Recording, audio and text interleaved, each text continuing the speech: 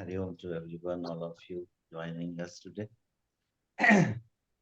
we are studying, we are trying to study the Srimad Bhagavat Mahapuranam with all its details. As Pavanji discussed, it's a very divine and holy text we have, and it opens all the dimensions, hidden dimensions of the intellect, the mind, the unfold mystery of the life can be revealed, can be explored through Srimad Bhagavat Mahapurana. In the last session, we discussed about the topics of Bhagavat. And today we will go ahead little bit and will enter into the Srimad Bhagavatam. The goal of life and what is the goal aim, what is the central idea of Bhagavatam, why we should read it, why we should contemplate over the topics and the sutras given, explained in Bhagavatam. So as we all of know, eh, the goal of life is knowingly or unknowingly decided. We want happiness, independent happiness, a happiness which is not depending on anything, even not depending in time and space, and even not depending on the states of the mind, the moods, you can say. So the goal of life is very clear. We want a undisturbed, unperturbed, continuous happiness. From where we get it? So most of the human beings tries the different methods and the modes to get it. The very gross enjoying the objective world that we call pleasure. So when we are indulged in enjoying the objective world, so after some time we feels or become sure that this is not a right way to get the bliss or happiness what actually we need it. It cannot be fulfilled by the objective word or indulging into it. So we start to search the other sources of the happinesses. And as step by step, we get the finer sources of happinesses. We go and tune ourselves in the objective world to the fine levels. So our happinesses becomes more independent and more intense as we go to the finer objects and extract the happiness from that objective world. For example, enjoying the or the pleasure of the objective world through the sense organs. That is a one very well-known source for happiness. But there is a source of happiness in meditation. There is a source of happiness in investigating the mystery of the life. There is a source of happiness in understanding my nature. It also gives us happiness, a bliss, a final happiness, you can say.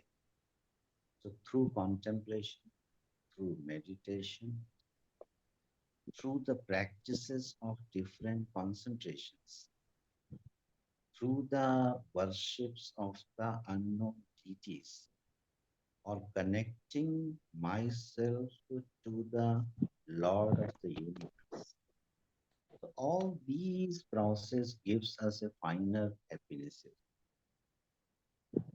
So slowly, step by step, we leave the gross objective world for my happinesses and get the more fine objects for happinesses. So where this journey come to an end, is there anything which we can say this is the now ultimate source I found?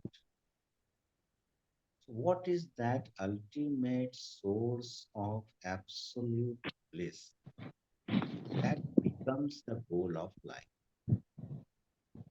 And that goal of life is achieved through the right contemplation, through the right understanding. And Srimad Bhagavad Mahapurana in details explains all the sources of the happinesses and makes us free in each steps, step by step.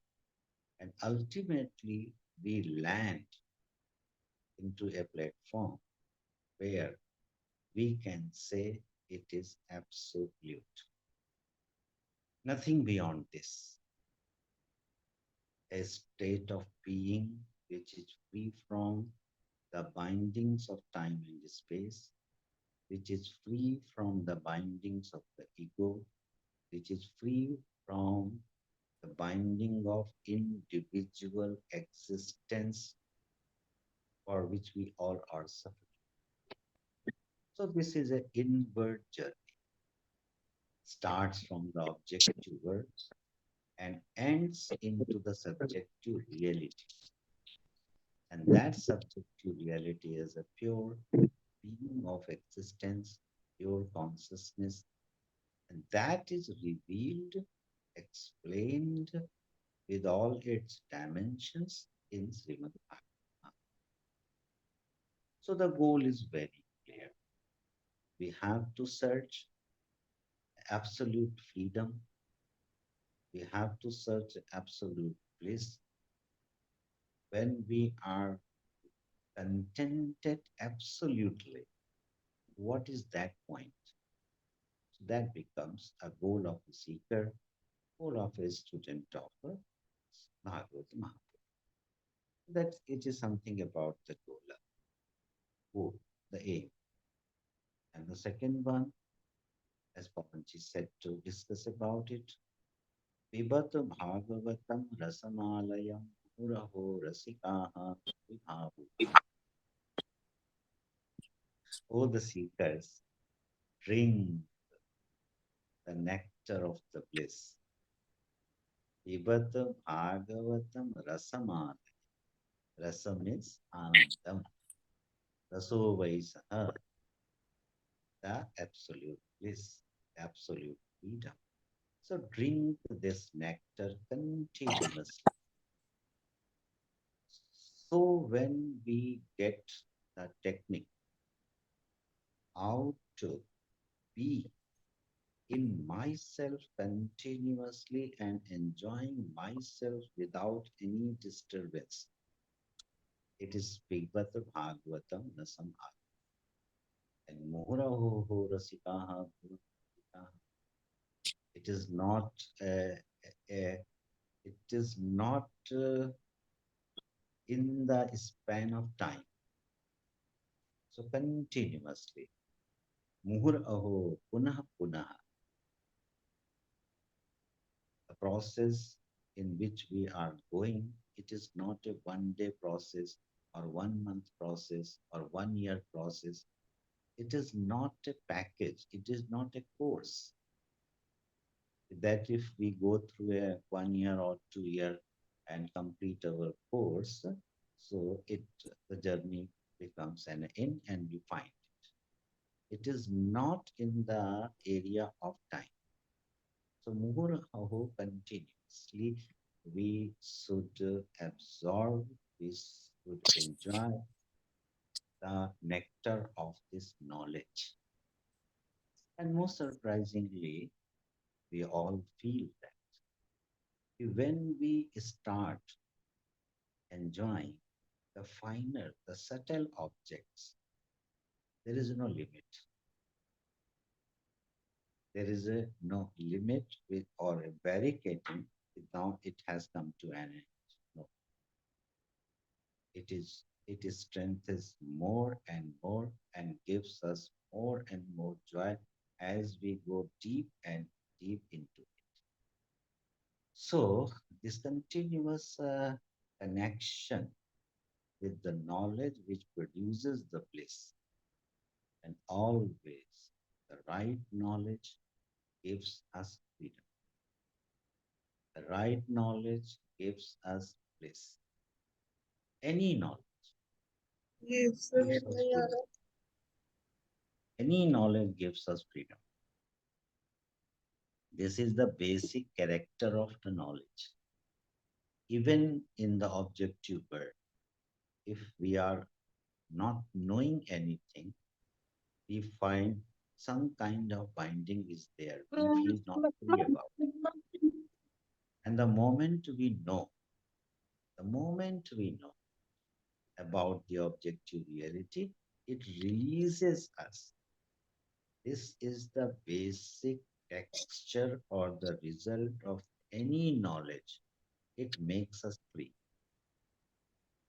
And when we get the ultimate truth, the ultimate knowledge, we become absolutely free. So, this is the purpose of knowledge or the result of knowledge. It gives us a freedom. So, the aim of life is clear. We want an independent, undisturbed happiness, a bliss. And my life is dedicated to the subtle, finer, pure world for investigation. So, Pivatam Bhagavatam Rasam Bhagyam.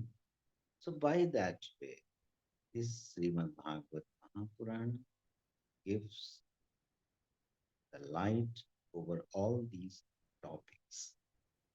Now, we enter into our topic today. The Bhagavata begins with a verse. It is highly philosophical. Satyam Param Dhimahi. The Bhagwan Vedavyasa is meditating, contemplating on the Param Satyam Dhimahi. Dhimahi means contemplating, meditating, where the Param Satyam means the absolute truth, highest truth, or you can say the ultimate truth. So, what is that ultimate truth? In this first verse of the Bhagavatam, in the first sloka of the Bhagavatam, Bhagavan Vedavyasji has defined what is the ultimate truth, giving 8 characteristics of the Satya. So now you see the investigation begins with the very first verse of the Bhagavad. What we are seeking, it is explained in very first verse of the Bhagavad. We are seeking absolute freedom. We are seeking absolute truth. What is that absolute truth? What is that absolute freedom over which we should contemplate? We should meditate. So that is explained in the first verse. So today we see some points of, of this topic. For this philosophical explanation, it sometimes it becomes very difficult to explain, particularly in the language in which you are not adept. The moment the subject of discussion becomes fine, you need your own language in which you think. But I try my best to explain it from Sanskrit to Hindi, from Hindi to English. So it is the second, third version we are getting it. Directly, it is conceived from the language in Sanskrit. The people who are knowing Sanskrit well, they receive it directly, the direct meaning of the word from the text. Again, it is translated into the language in which we think, and again, it is translated in the language by which we speak. So it may be a little bit difficult, and somewhere here and there you will adjust it. I try to explain what is Satyam. Satyam Param Dhimahi. Satyam means the first Lakshana, the character is explained by Bhagavad Gita Vyas is Janmadyasya Yataha. Janmadyasya Yataha Tat Satyam Param Dhimahi. So this is the first Lakshan of absolute truth is given. Janmadyasya Yataha means the universe in which we all are living. It is created, it is born, or you can say it is manifested. So, this universe, including my body, mind, intellect, samskaras, my nature, my individuality, my life, it's a part of the universe. It's not different from the universe. It is universe. So all the universe, the entire universe, with this structure in which we are living right now, from where it has come. The universe has been created or manifested from where. So when we analyze this, a theory of cause and effect comes. All the effect comes from a cause. When we think about the creation, we have to think about the cause and effect theory. So we perceive an objective world. What is the cause of it? When we hunt for the cause, we again find what is the cause of the cause, again, what is the cause of the cause, and it never comes to an end, it looks like. So, what is the ultimate cause of this objective universe? I'm using a word objective universe. Objective universe means the universe which we can perceive. Anything which can be perceived, it becomes an object. And what becomes an object? It is universe. Anything, anything which can be perceived, which can be made of my knowledge of experience, my topic of experience, it becomes an object. So by that way, the entire universe, the gross and the subtle both, is the objective word. And this objective word is universe. And this is what came into existence. So Janma, Adi means it will go back to the, it will again vanishes, dissolve into its own cause. So Janma Adi, Adi means existence, asti jayate, vardhate, viparinimate, apakshiyate, vinashyati. These are the six qualities by of any objective word, of any objective reality. So, what is the point of focus? To investigate the Satyam. First of all, we should think this universe, a day come when this universe will disappear, including the space, including the Ishvara, including all its subtle uh, causes. The entire universe appear and disappear, come into existence and become again non-existent. So that is called Janma. What is the Janma? Janma means anything which was not the which was not the object of my perception. It was not existed and it came into existence. We call Janma. For example, this body, this body was not in the existence few years back. It came into existence and again it will go back to its own cause from where it has started.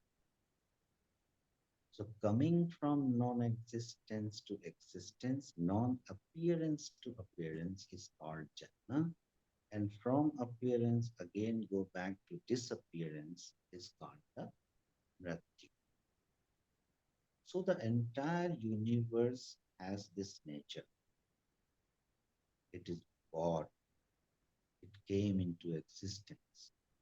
So the compulsory fact is that it will again go back to its own cause. So what we have to search, what we have to find, we have to find the ultimate cause of the universe, not the immediate cause. So for this is the immediate cause, the five fundamental elements. Remember, parents, the father and mother are not the immediate cause. They are instrumental cause. The immediate fundamental cause of this body is five ऐसे fundamental. समझ के कैसे discuss लिया ना अभी 10-15 minute आराम करो और ये ढक के रखो So it will again go back to its own cause. आवाज नहीं आ रही पूरी Awaj, is it okay? Are microphone. Right. So what is the immediate cause and what is the ultimate cause? So we are focused on the immediate cause, but we are not focused the ultimate cause. The earth, everything comes out of the earth. Earth is the immediate तो cause high of की क्या all the Google क्यों नहीं है in which we are living. But पहले what भी is the technique cause of the earth? हमारे पास क्या पड़ा Some sound is there. कल बता है Yeah. So the immediate cause and the ultimate cause. The five fundamental elements are the immediate cause of the body, and among those five fundamental elements, there is a cause and effect theory. Everything looks like that it is coming from the earth. But the earth, what is the cause of the earth? When we find it, with a logical thinking based on the sutras, based on the logic, that the water is the immediate cause of the earth. And there is also a principle why a water is a cause of the earth, immediate cause of the earth, because water has four qualities and the earth has the five qualities. And there is a principle. The effect must have an additional quality of this cause. Cause have four. The water has the four qualities, and the earth has the five qualities. The gandha, this additional quality is expressed, manifested into the earth. The order, the gandha is not manifested in the water. It is unmanifested there. Water has four qualities: Shabda, Sparsha, Rupa, and Rasa. Not the order, not the gun, but the earth has these five. Water has the four qualities.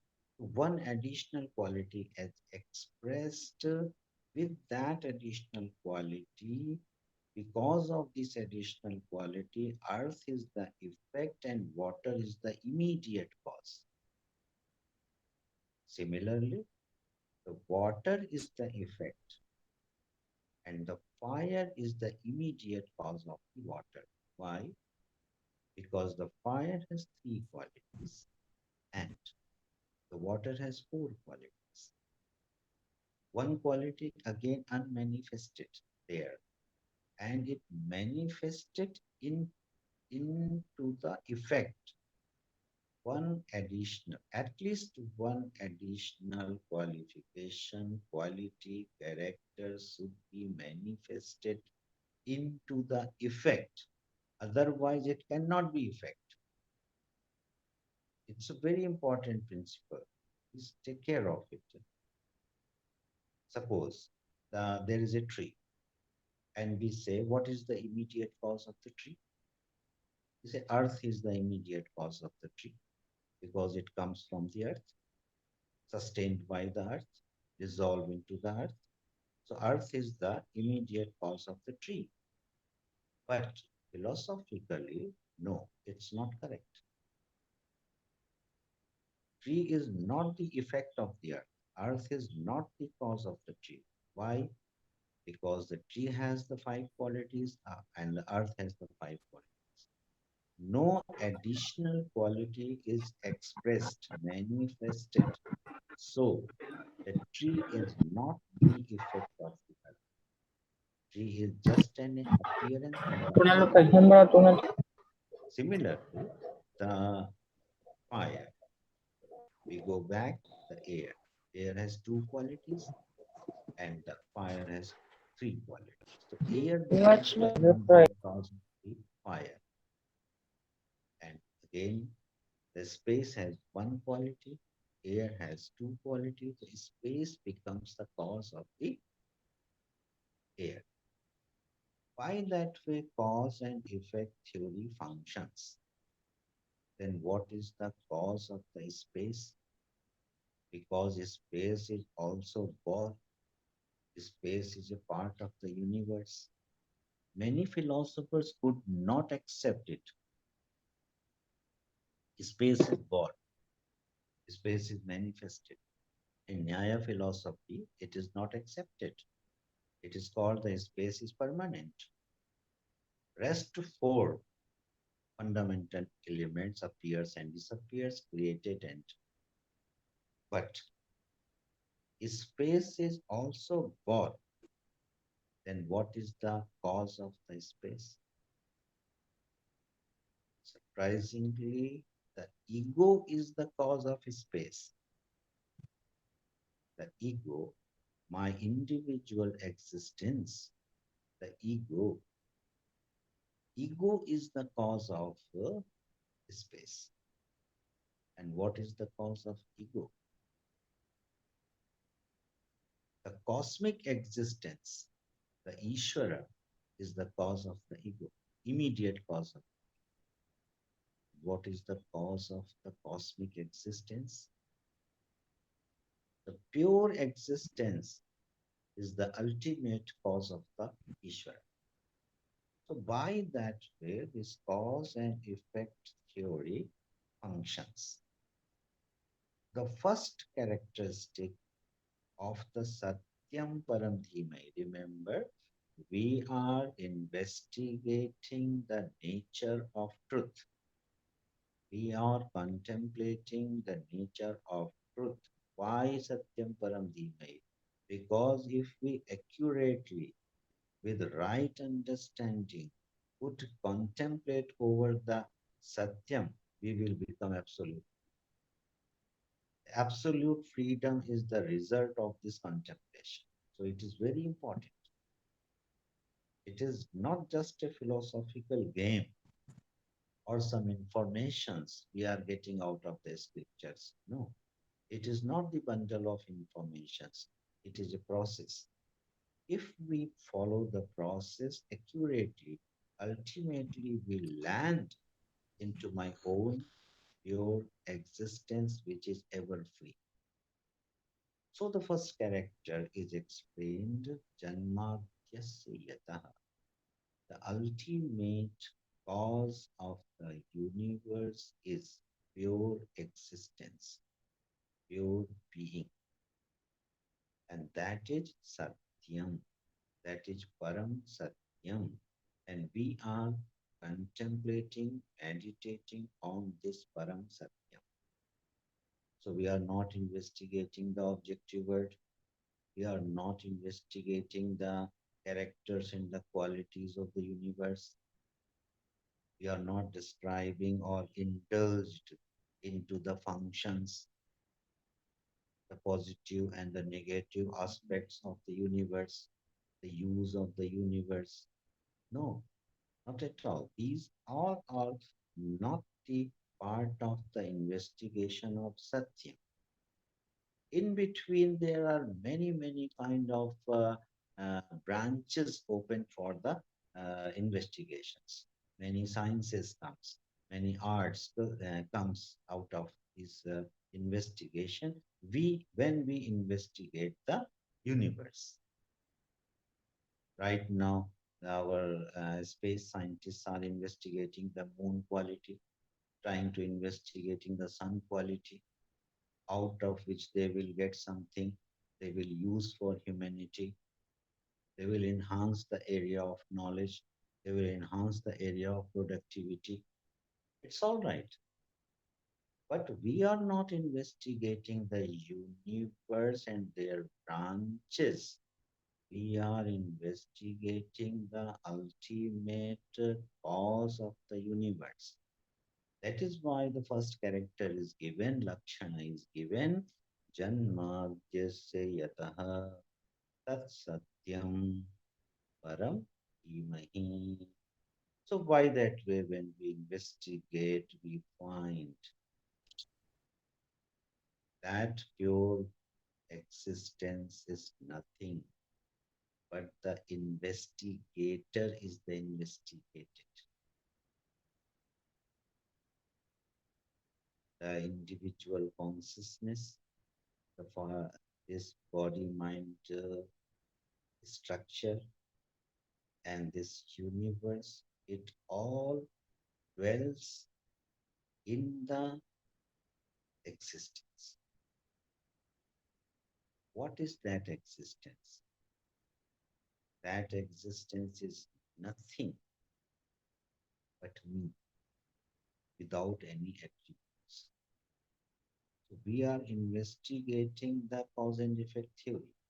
We are investigating the cause of the universe and landing to myself. This is the uniqueness of this philosophy.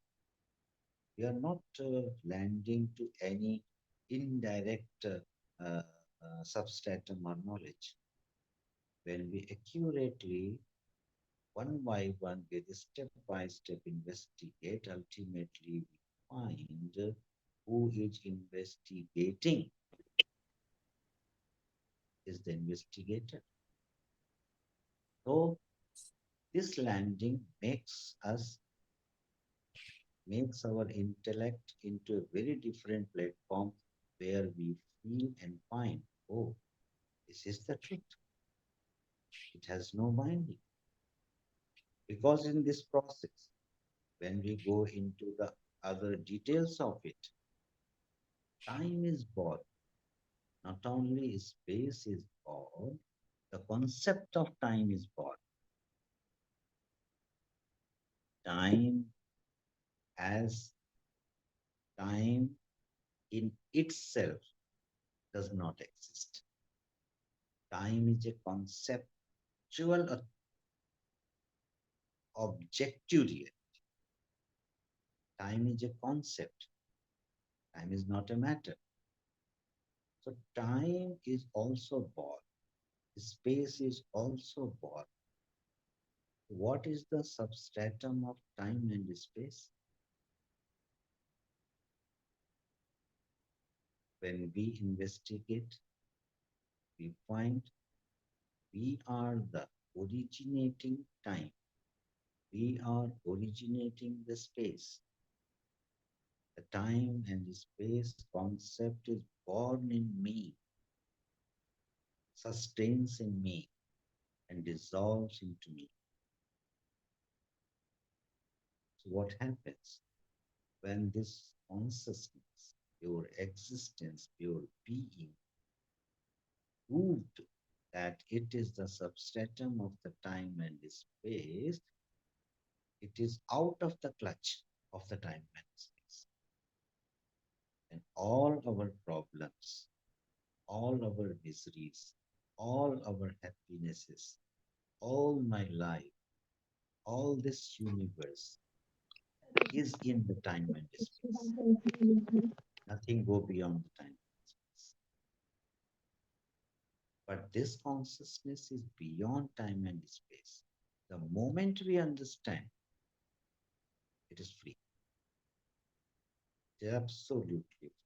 It is an unborn reality.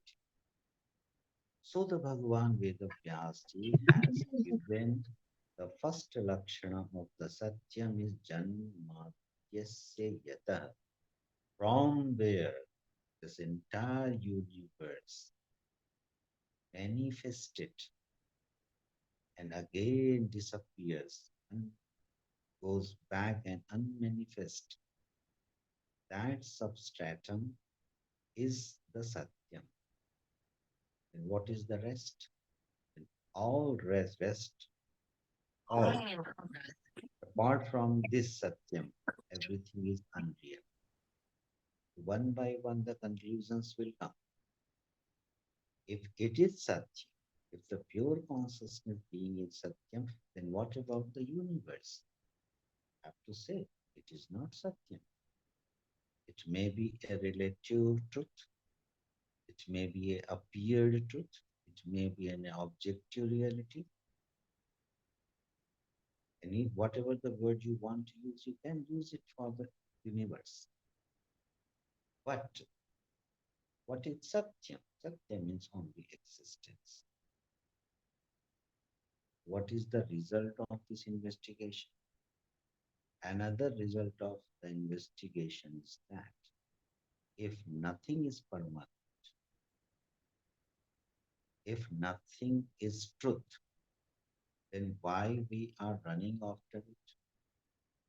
The question comes to me, then why we are investigating, why we are dissipating my energy to this objective world. So understanding arises if nothing is permanent, even time and space is not permanent. So whatever we get, whatever we achieve, it will be in this in the time and space, and it will not be my solution. It cannot be my solution. Any state of mind, any state of universe, divine and most divine expression of the universe, and most divine expression of yourself, your individual consciousness. All are in the frame of time and space, and need we don't require anything which is into the time and space. So another conclusion comes from within. We need a state of being which is beyond time and space. We need a state of being which is absolutely free. We need a state of being which can give me everlasting, effortless happiness. And that is the source, Satyam. When we contemplate, we get these results. So the first character, Janmadyasya Yataha Satyam Param Dhimahi. Why that way? Eight characteristics are given in the very first verse of Srimad Bhagavatam. We will go one by. So this is the first Lakshana given. And what is the second one? Anvayat itaratah artheshu tat satyam param dhimahi. This is the second. First one is Janmadyasya Yataha, the ultimate cause of the universe, is Satyam. The second characteristic for contemplation is Anvayatitarataha Artheshu, Artheshu Padartheshu, in the universe, in the objective world. What is Anvit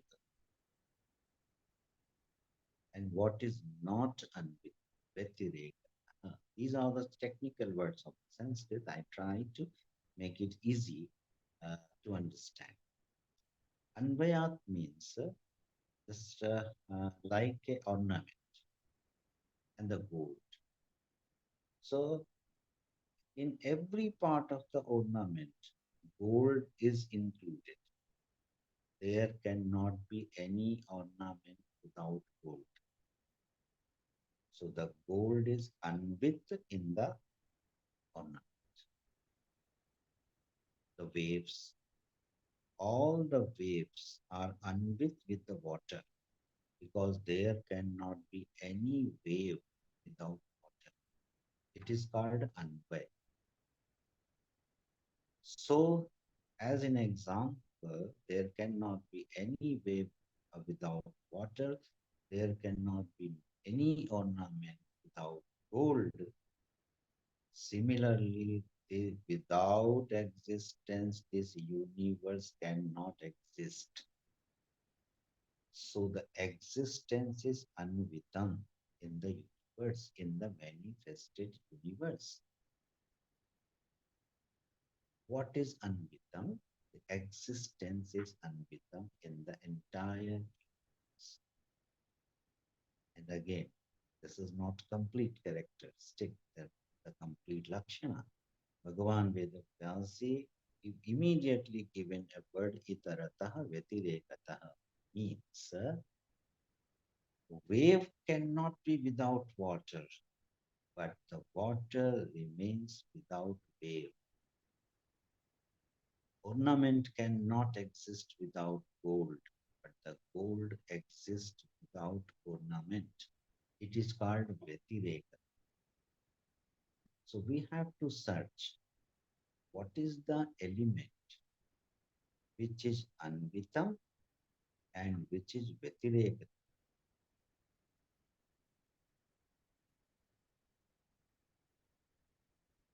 This body is made out of five fundamental elements. Those five fundamental elements are Anvitam in this body. This body cannot sustain without five fundamental elements, all right? But five fundamental elements sustains, exist, whether the body is there or not there. A tree on the earth is there, a tree sustains, tree dissolves, but the earth is already there. Similarly, what is that? My mind, yes, my mind is there. My mind sustains. My mind sustains, so the body sustains. If the mind is not there, the body will not be there. But think, if the body is not there, mind will be there. So mind is anvitam and vatirekatah siddham. A mind is there and the body is there. Mind exists without body. It takes another body, it takes another body. So mind is there. Mind is anvita. Similarly, who am I? If I exist, everything exists. If I don't exist, nothing exists. My mind exists because I exist. My intellect exists because I exist. My body exists because I exist. It's all right. But suppose this body doesn't exist, mind doesn't exist, intellect doesn't exist, everything dissolved, disappeared.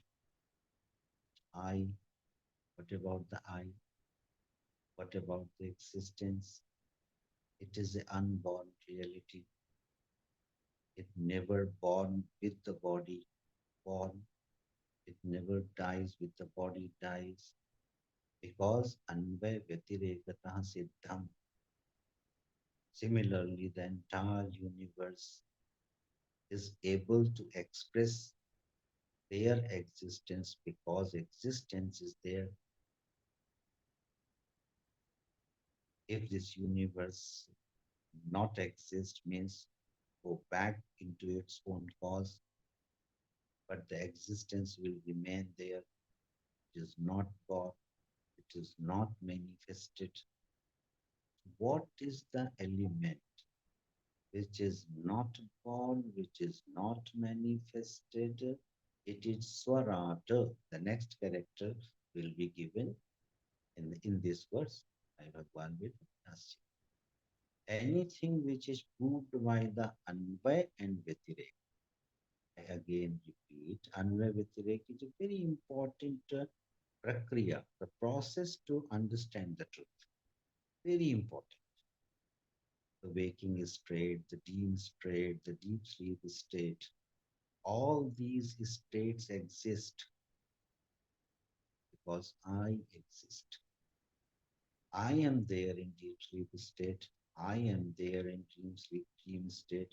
I am there in waking states. So I am anvitam in all my states.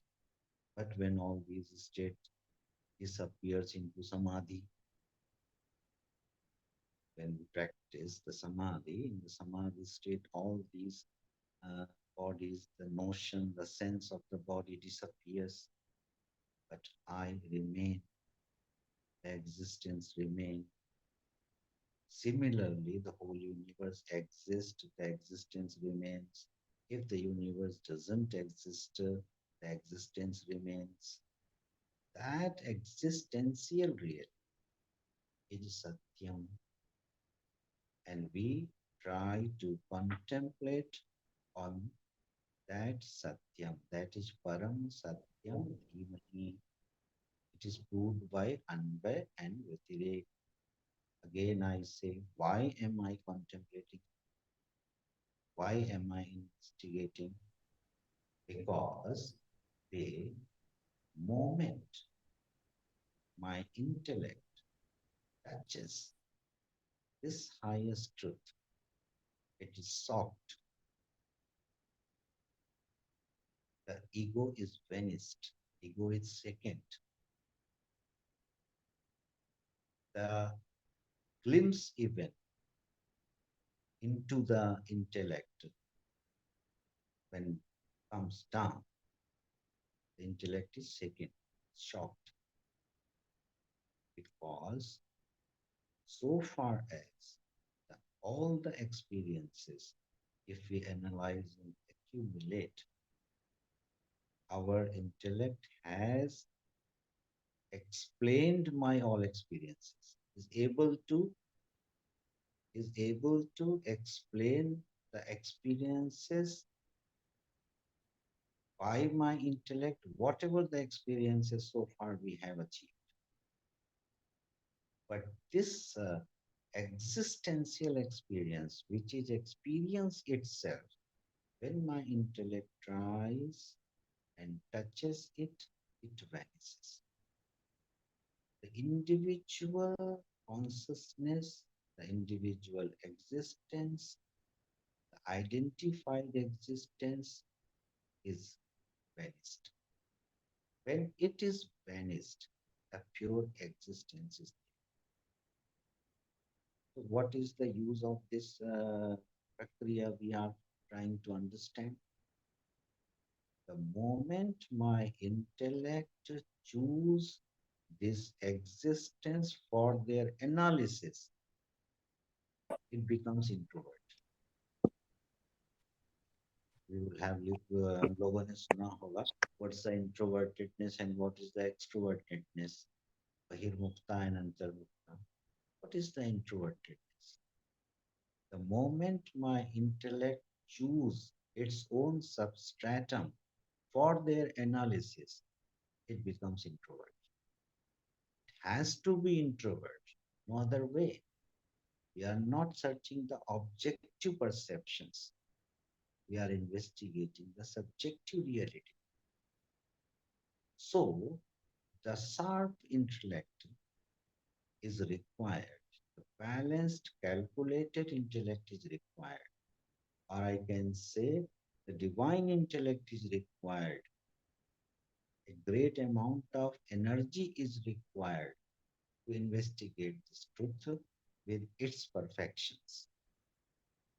So these are the steps, these are the Sahara, these are the characteristic by which my intellect can investigate a truth which cannot be investigated, experience which cannot be explained, existence which cannot be a part of my intellectual conviction. But there is no other way also. We have to investigate. And when we investigate this own existence, our own being, slowly, slowly, the barriers becomes diluted and the intellect becomes wider and wider and wider and it merges into the infinity. This is the process.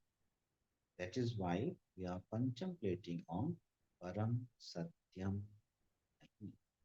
So this is the second characteristic. By that way, in this verse, around I think 8 characteristics, art Lakshana is given by the Vedavyansi to investigate the Param Satyam. I think time is over. Yeah, we have 5 minutes to some. If anybody wants to have some discussions and Pavanji want to say something, in our next class, we will try to understand the rest of the characteristic. And I again say, for this philosophical, it becomes really for me too difficult to translate it into English. So, but I think if we connect myself, we can share our thoughts intuitively. So, thank you. We'll see you again. I ask Pawanji to say something. Swamiji, grateful to you to so lucidly explain it. Um, I was just wondering, I was just thinking that how do we make this, for example, this investigation into the truth? We have just taken 2 characteristics. How do we, uh, how do we make this a daily inquiry? What could be an example by which, now that we know these 2 characteristics, one is the Janmadya Yatihi, the other Anvayat Itarata. How do we make this as a part of our daily inquiry so that it settles before the next week? What is our homework on this? What will you give as our homework for the next week? First of all, we should uh, try to understand the exact process explained. And when the process is understood, there should be a conclusion, doubtless conclusion. First step is that. Suppose Janmadya Shiyata is there, characteristic there, and we try to contemplate. There may be several questions, they may counter. So if their questions are coming, the doubts are coming, so first it should be cleared. When all doubts are cleared and my intellect is absolutely convinced with the characteristic given in the Bhagavad, this is the nature of truth. So that conviction can be a part of my daily routine. Not the contemplation is a process, and that process differ from person to person. How the intellect of that particular person will understand and will grasp the reality. Once my intellect is convinced, yes, there is some consciousness that is pure being, and that is the ultimate cause of the universe, and most surprisingly, it is me. This is the conviction. Now, this conviction can be practiced every day, every moment. When we sit on my seat of meditation, oh yes, the process of contemplation, thinking is over. Oh, I am this unborn reality. I'm the so I am that pure being existence. So that can be meditated. But first, conviction is required, doubtless conviction is required. For this, by these 8 characteristics, when we investigate it and counters my doubts, and when all doubts are countered, and I am fully convinced, yes, I am that consciousness. Then whatever the barriers are remaining, we can practice it in our meditation daily. Very well guided, Swamiji, that we have, or to make it even shorter, I was thinking of a shortcut, that the contemplation part is already done. It is already uh, Galitam Phalam. We are getting the ripened fruit of Bhagavad through you. The ripened fruit is already being served to us. Now we just, if we are convinced, if we just say, if we just hold on to this conviction that what is being said here is the truth, then only to contemplate on that, and therefore only contemplate on Satyam and Asatyam. Turn this phrase Satyam Param Dhimahi Bhargo Devasya Dhimahi, Satyam Param Dhimahi Bhargo Devasya Dhimahi. Just these three words interchangeably, run it into our mind on a daily basis and keep bringing our awareness to that which is impermanent and that which is so Asatyam and Satyam. I guess that will be a simple homework for us. But this is fantastic, Swamiji. We are so grateful that you found time. Will it be possible the coming Sunday, or will you be doing the next Sunday? How will it be? Let you know by tomorrow. I'll inform. Yeah, we'll be grateful. Okay. Fantastic. Anyone has any question? Because Swamiji has taken us into great details just on 2 words, 2 qualities. Anyone has any feeling, if you're finding it too difficult to digest, or you want it to be said in another way? I'll be honest, it was a lot of information. We made some quick notes. We will go through it for surely. Pavanji will also amplify the notes because he is also written. Sonyaji is also written. It's not one of the easier things that we have done because it was like we said, we are contemplating first. So that contemplation has several questions. And when he said that it should be doubtless faith, so to arrive to that point is by itself a journey, I'm sure. We are very new. But I mean, it It's one of the harder things, Pavanji, I'll be honest. We have done one of the harder sessions where we have received information, and it's something that is, even if we get 1-2% of this, it will be good. Right now, I feel we are on point one. We have started the contemplation in that direction. So we are getting the fruit, but of course, our own questions will also arise. And I'm sure you will make it slightly easier for us by making the notes easier. No, the easiest part is just this: Satyam and Asatyam. And so simply, everything, forget about the process of contemplation for the time being, because Swamiji has already done that for us. Just understand everything that you see in this universe, this pen, this bottle, everything is Asatyam. Then what is contrasted with who is seeing that is Satyam. And that Satyam in me, in you, in Sonia ji, in Swamiji, in Prerna, in Smriti ji, whoever we are seeing all the time. Suppose I am meeting Smriti ji, I will look at her. The first mantra will go in my head is Satyam Param Dhimahi. I'm not seeing her as one wearing pink sweater and white t-shirt. That is Asatyam. But who is sitting in that body? Again and again to contemplate only on that. So that makes it simple. And you have to get the whole of it, not 1% or 2%. The whole of it is just this. But what Swamiji is explaining is the process. Sometimes you can sit and look at a leaf and say, this leaf, how is it made up of? It is made up of the earth element, as Swamiji has said. There's also water element. But what came out of what? What came out of what? If it begins to dissolve, how will it dissolve into pure existence? But that is only when you have the leisure. Otherwise, as you go around the day, Bhargo Devasya Dhimahi, Satyam Param Dhimahi, throughout the week, Satyam Param Dhimahi.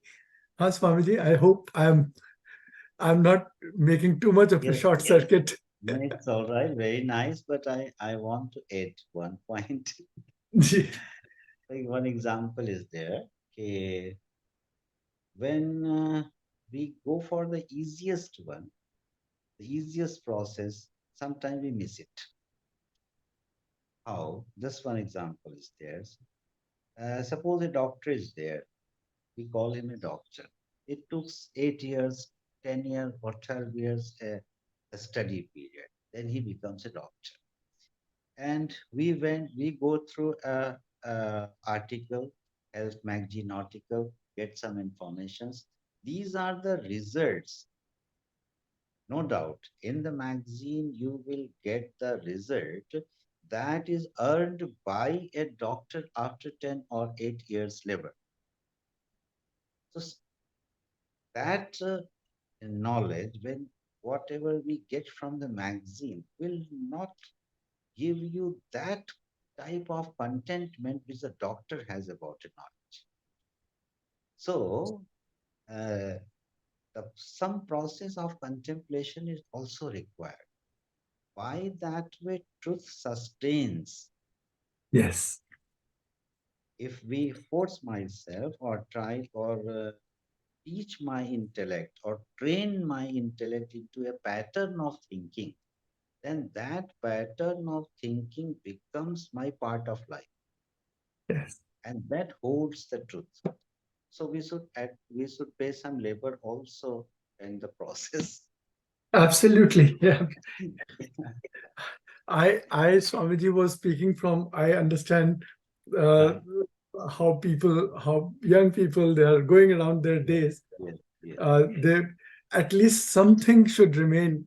One sugar yes, molecule must remain. And therefore, I thought turning that phrase Satyam Param Dhimahi, even like a parrot, it will at least echo in their mind. But yes, all of this has to be contemplated. I'll try to make as simple a note as possible. And I'm thankful to all the other brothers and sisters who have joined today. But my request is, please keep the video on unless and until it is so difficult for you to keep it on. Swamiji is on. We are all here. It's a satsang. It is not a podcast. keep it on so that we are fully aware with full attention. We are listening to Swamiji. Otherwise, you will be putting it off. We do not know what you are doing. You are in the kitchen, you are sleeping, you are having tea. That way, even with full attention, the gems of Bhagavad cannot be absorbed. Even with full attention, as Devika was saying, just 1 or 2% is going in one time. If you're with your videos off and doing something else, chopping vegetables, you will not get it. So that is only my request. Swamiji, once again, Charan Sparsh, Pranam. We wait for you again. Thanks to all of you. To all of us,